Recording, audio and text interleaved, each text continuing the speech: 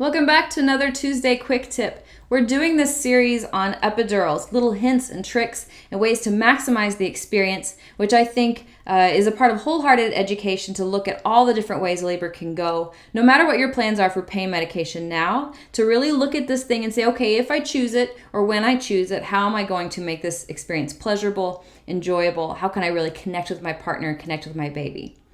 Last week, we talked about how to bring everything to the woman after she has had the epidural placed so she can have stuff nearby, not having to ask for stuff all the time from people.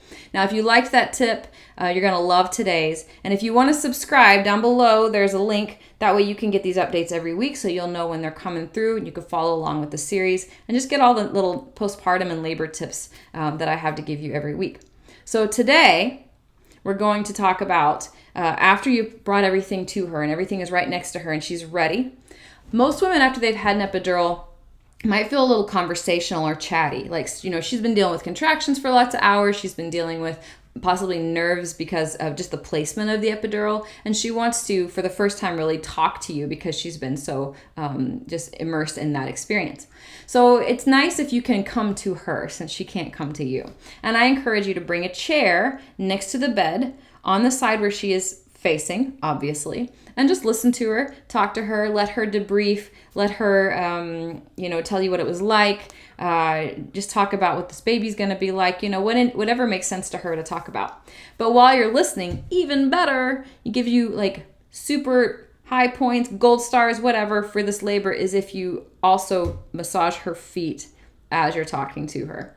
So plan for this ahead of time. Bring maybe some nice oil, or bring a lotion she really likes. It's usually best to have an oil or lotion that is mild or like fragrance free, or if it does have an odor, it's like a natural odor like a lavender or something soothing like that. So bring it with you for this purpose. And as she talks, just rub her legs and her feet all the way down. And this serves several purposes. Well, 4 purposes. One, it's just really nice to do it. Everybody loves a foot massage. The one I really like is that it can ground her in her body and help her adjust to the new normal of her sensations. She will be able to feel a massage. So an epidural does not take away the sensation of pressure, so she can feel that. And just the association